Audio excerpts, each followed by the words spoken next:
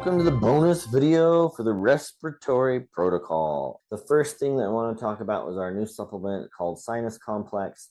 This is an extract of herbs that contain, I'm just going to read some here off the label: turmeric, goldenrod, eyebright, citrus bioflavonoids, quercetin, grapeseed extract, L-histidine, octapane, and a whole plethora of other things.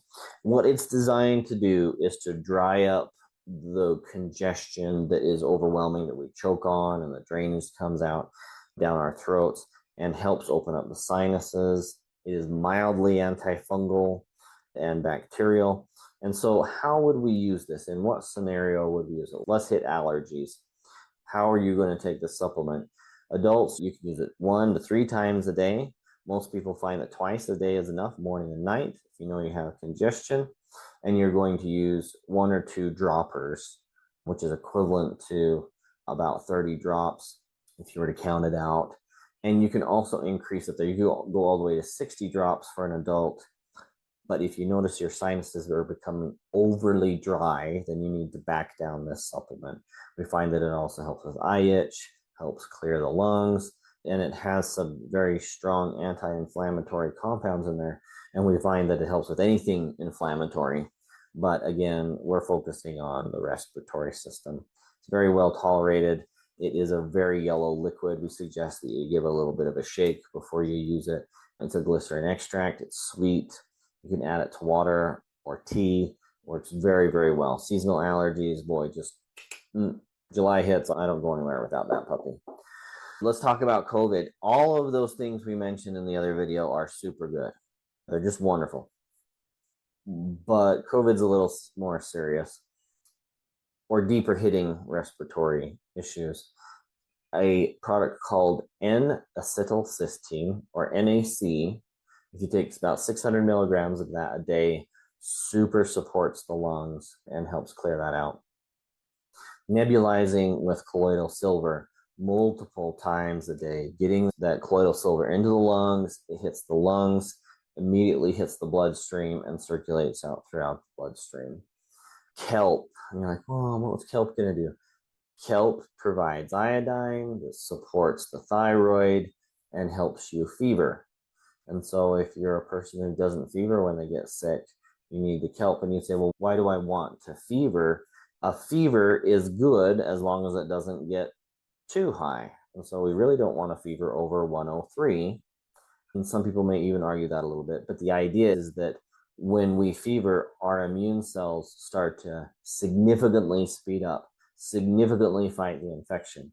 And a lot of bacteria and viruses don't like to be in certain temperature ranges. And so when you exceed their temperature range, they slow down and it's harder for them. And so a fever can be a good thing.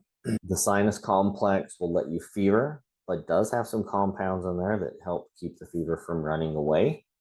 And there's nothing wrong with taking another kind of supplement or medicine to control fever if it is running away. But for those of you that never fever, take some kelp. 1 or 2 tablets of kelp a day could really make a big difference in that. So NAC, I'm going to bump back to that, helps with the lung function, helps with the kidney function, and was really effective during COVID. Other things that are super beneficial during COVID is vitamin A, your vitamin D3 with K2, and vitamin C and zinc. When you have those, statistically, that whopped COVID and knocked COVID out better than any other form of therapy. So if you weren't deficient in those and you were taking those, you may have got COVID, but statistically you did better than anything else. It was better than a vaccine. It was better than the medications they would use when they put you in the hospital. Statistically. Now, it doesn't mean that you still need to go into the hospital, but your chances of recovery and the positive outcome was much higher when you had those nutrients. Another thing that we need to talk about is onion packs. When you have a cough and it will not go away and you just cough, cough, cough, cough. If you'll do an onion pack on your feet before bed, yes, you're going to smell like a pizza shop, but it's going to knock that cough out. So how do you do a onion pack. Let me tell you. Okay, you take a room temperature organic onion and you slice it really thin. And then you take those rings of onions and you put them on the bottom of your feet. And you slip a bread bag over your foot so the onion's on the bottom of the feet. And then tie the bag off or put a little bit of masking tape around it just so that the bag doesn't come off your feet. Or if you're tricky enough, hold the bag on and then slip a clean sock over that bread bag to hold that onion in place on the bottom of the foot. And then you want to keep it there for like 6 to 8 hours. You're welcome to wash your feet as soon as you're done with it. Of course, you're going to smell like an onion. But most of the time, when we have a kid or ourselves with a cough that's keeping up in the middle of the night and we can't get any sleep and we're not recovering, we go for the onion and we put that on the feet. And grandma was right. It works. And if it works, let's use it. I get asked, well, why doesn't your doctor tell you to do onion pack? Well, it's because science, there's no money in it. So science doesn't study the positive effects of using onion on the bottom of your feet because they didn't make any money at doing that. It doesn't mean that onion packs didn't work. It just means that the industry needs to make money. And so they're going to go to something that makes money and do the studies on that to show you how beneficial it is.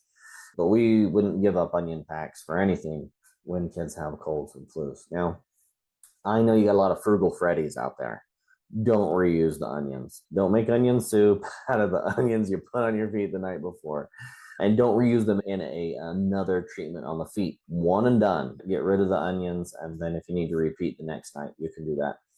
Garlic is good for respiratory infections, but raw garlic can overstimulate some people and give them a rash. And so when we talk about chicken soup is good for the common cold, it's true because it has onions in there and it has garlic in there and it has parsley in there and it had celery in there and it had sometimes cilantro in there.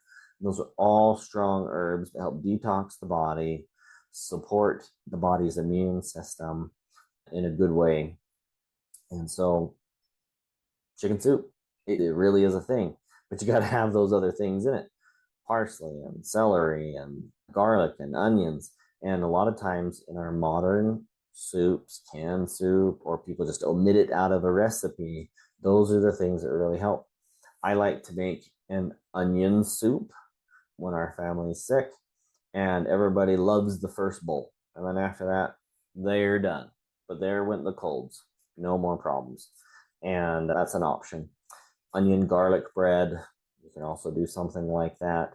Get those in there, and at first their bodies will like it, and if they're all stuffed up and congested and they can't smell, they're likely to eat it anyways, and then opens them up, and then okay, you know, one bowl was enough and that was good. So those are some tips and tricks that I do with my family, and my wife does them and our extended family does them, and we know they work. That's why we're talking about them. And speaking of respiratory, on your journey of better respiratory health, don't forget, go back to our first video. First things first, you got to clean up the parasites.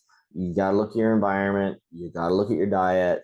Sugar is always an instigator of making things worse with the immune system and the respiratory system. And I know nobody wants to hear it, but it can make a big difference. And we're going to look at any food that is inflammatory for you. If it's inflammatory for you when you're not sick, don't eat it when you are sick.